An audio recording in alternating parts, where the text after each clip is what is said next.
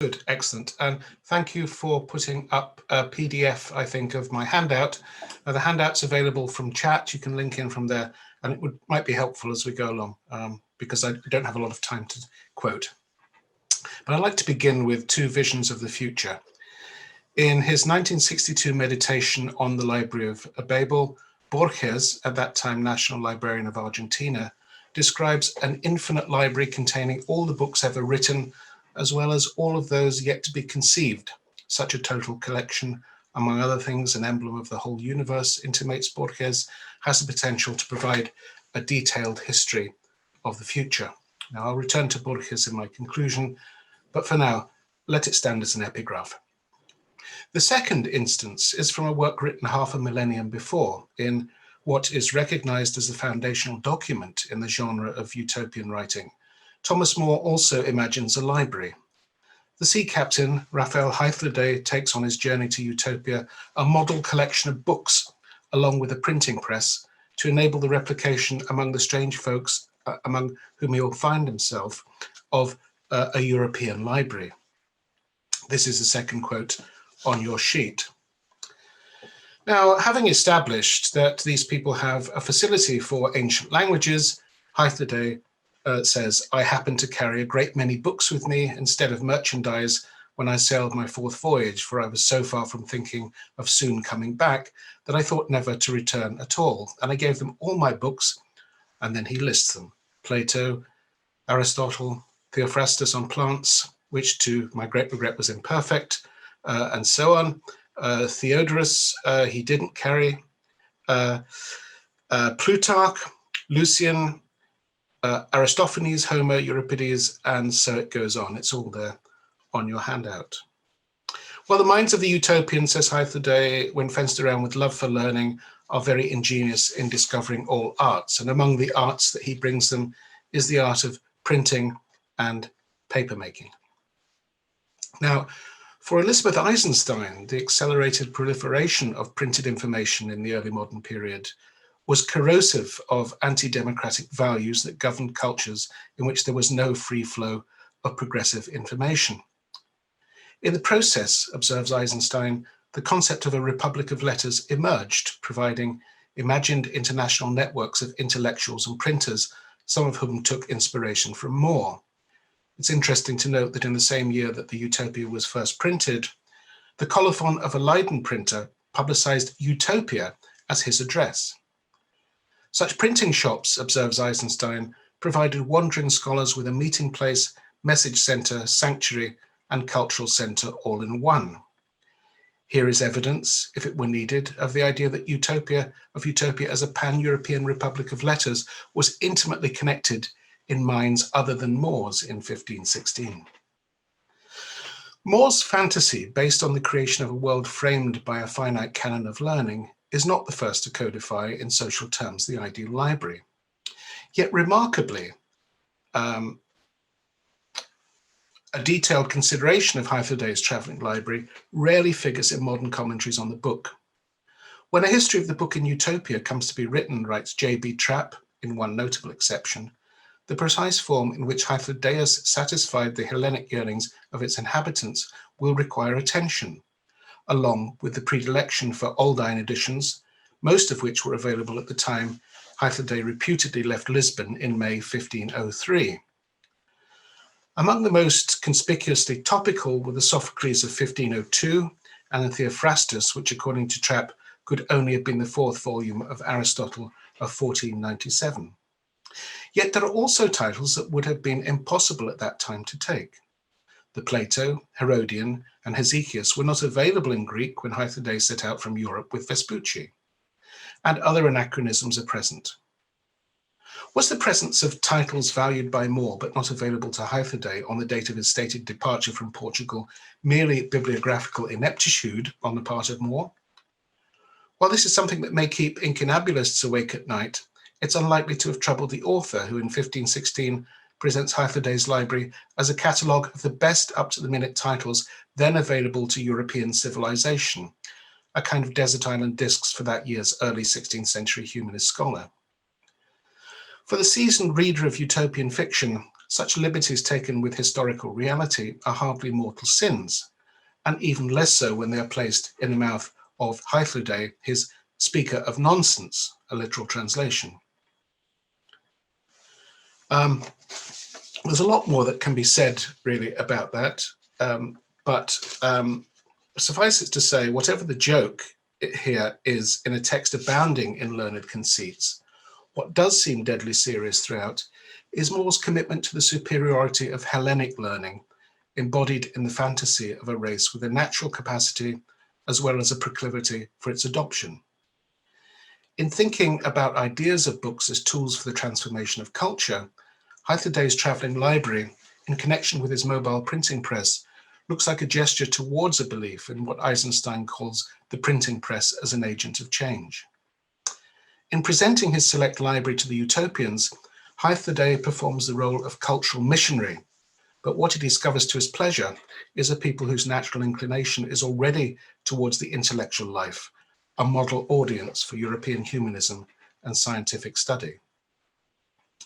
One fundamental tension which More's utopian canon raises is a dynamic between what might be referred to as closed and open textual economies, one shut off from the proliferation of new texts, the other having a more porous relationship with new forms of knowledge.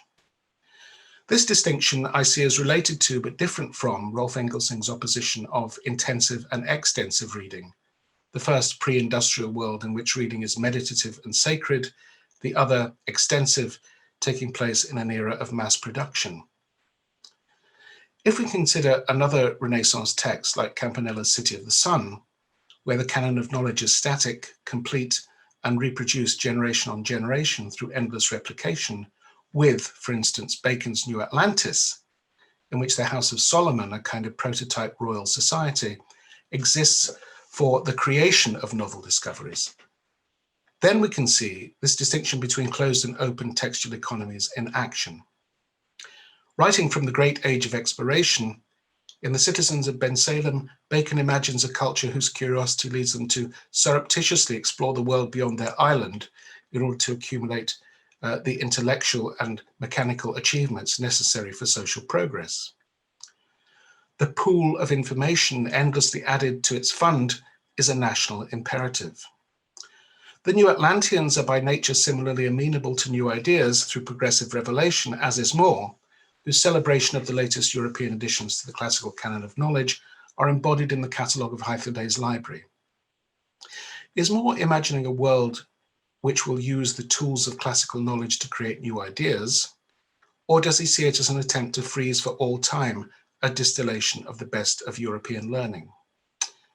How dynamic, in other words, are utopias such as More's? How much in it is meant to represent perfection and the embodiment of the end of history? This is a tension, I would argue, that never really finds resolution in More's playful text. The auratic hermeneutic of a gift economy, in which the gifts in the form of copies that Hythloday gives to the utopians ultimately gives way to their mass production. Many thousands of copies, he says, they produce. Aldus Manutius is credited with introducing several innovations in printing. We can see that two aspects of his art in particular, the translation and production of classical texts, prized by humanist scholars on the one hand, combined with the production of small printable volumes that could be held in the hand, allowing them to escape large format library folios, make them ideal traveling texts. In an effort to imagine a world transformed, a number of authors in the long history of utopian speculation, like More, have opted for a pared down rather than expanded canon. In The Republic, Plato has Socrates argue for the censorship of Dionysian poetry and the promotion of martial music. Some have fantasized the exculpation of books altogether. Now, I could have dealt with a great number of utopian texts, many of which remarkably deal quite directly with books and printing, from Orwell to Huxley, from Morris to Bellamy. But my time is limited, so I thought I'd settle on one example, which is rather close to home, and that is Handfasted by the South Australian novelist Catherine Helen Spence. The Utopian Library is one of the major themes of a much neglected novel from the 1870s written by the Scottish-Australian writer Helen Spence. And Spence was born in Melrose in the borders of Scotland and emigrated to South Australia in 1839. 40 years later, with a successful writing career behind her, she turned to a theme that took her back in her imagination to her cultural origins. It may be that the concerns of a Scottish colony in a state of transition and its relationship with books was rarely articulated more keenly than in Spence's Handfasted of 1873. At the beginning of the novel, third-generation Australian settler Victor Keith hears from his grandmother of a lost colony of exiled Highlanders who have disappeared into North America after the Jacobite uprising of 1745. When he finally discovers the remnant of rural Colorado, Victor learns that they have been living for 2 centuries in complete isolation from the world. The utopian community of Columba has been established, he learns, like many of its real-life counterparts, under the guidance of a religious patriarch who has led them abroad for the founding of a pure kirk in the wilderness on true religious principles. But Columba is no Brigadoon frozen in time. Despite its isolation, Spence presents it as a self-defining and dynamic society adapting to development and change.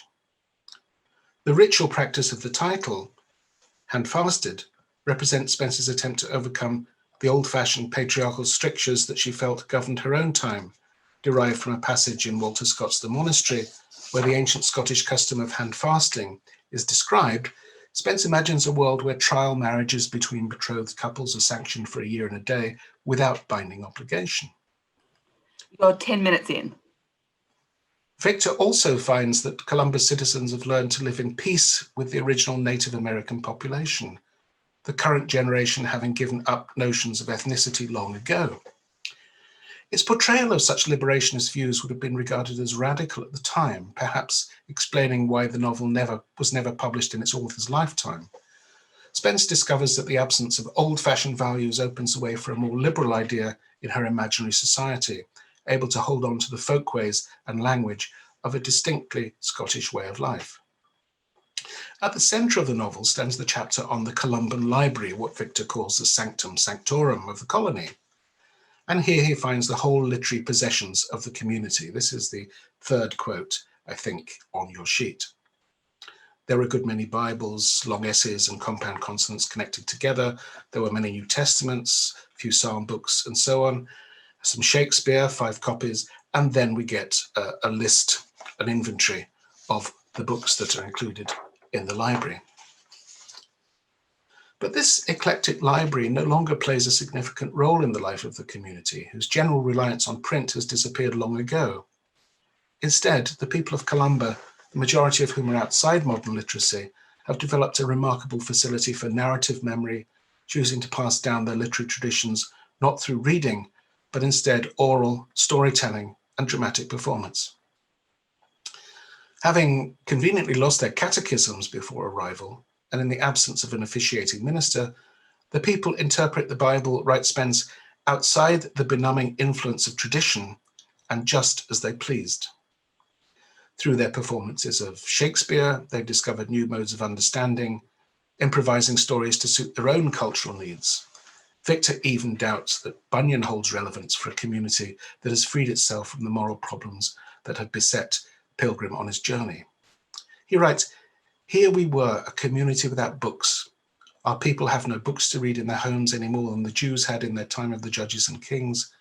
God's word may be read in other revelations of himself, in the beautiful country in which we're shut in the family relations in which he has bound us together, and in the kindly offices of friends and neighbours." Spence's solution is to imagine a Scottish identity forged not as a wholesale reproduction of the old world enshrined within its scriptures, but as a living tradition, a world freed from the need to reproduce a fixed idea of culture. Your isolated handful of Scottish settlers, Victor reflects, had everything to discover and everything to modify for themselves. And in many respects, they've discovered wonderful things and wonderful modifications. So through this paradigm of an isolated community, Spence presents an alternative evolved world able to develop its own reassured versions of Scotland, but outside the deadening confines of heredity sectarianism in print. Handfast, it offers more questions than answers, but there are no ultimate solutions to the many issues it raises. Like many utopian works from the period, the text is staid and programmatic in its assertions, and Spence herself didn't rate the novel highly, and later confessed that it was overweighted with social and economic speculations. But I would argue that in the end, it's not for its literary brilliance that it should be remembered, so much as what it tells us about its author's divided cultural affiliations at a transitional period in her life and career, a moment she characterized as still feeling the bond of the motherland, but eager to develop a perfect society in the land of our adoption. Now to my conclusion. So just as the realist novel sought to capture a semblance of the real world in fiction, it may be said in the end that the fundamental impulse in all utopian writing is always bibliocratic, in the sense that such works aim first and foremost to create worlds out of books. Those that tend towards the political manifesto proceed on the assumption that the imagination of a world transformed is the first step towards the transformation of the world. And so to return to Borges. The Library of Babel, as its name suggests, creates as much confusion as certitude. The effect of this bizarre and infinite library is not to generate a society renewed, but to destabilize epistemology itself. In a sense, Borges might be seen to have imagined both an open and a closed textual economy, closed in its totality, static in its form, but open to all hermeneutic possibilities. Holding out the promise of plenitude, revealing all of the secrets of the future, in the end it threatens confusion, dissonance, and noise. Like utopianism itself, the Library of Babel brings ultimate disappointment. So often the distinction between utopia and dystopia has been characterized as a parallel tension between the conservation of books as trophies of civilization and their destruction at the hands of a Philistine authoritarianism.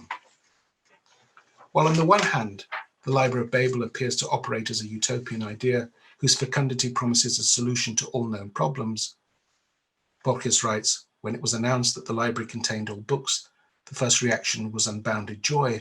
All men felt themselves the possessors of an intact and secret treasure. There was no personal problem, no world problem, whose eloquent solution did not exist somewhere in some hexagon of the library. But in reality, such a compensatory fantasy, of course, turns out to be false. Again, Borges, that unbridled hopefulness was succeeded, naturally enough, by a similarly disproportionate depression. The certainty that some bookshelf in some hexagon contained precious books, yet those precious books were forever out of reach, was almost unbearable. The perennial problems of contingency versus plenitude, of individuality against collectivity, and of aesthetic value against the coming democracy are a few of the questions that haunt the utopian library. A no space, a desiring machine, a nightmare labyrinth. Many are the metaphors that can be conjured up to describe the strange fascination of utopia, and which might just as well be applied to the multifaceted idea of the library itself. Thank you. Wonderful, wonderful. Thank you so much for that very, very rich paper.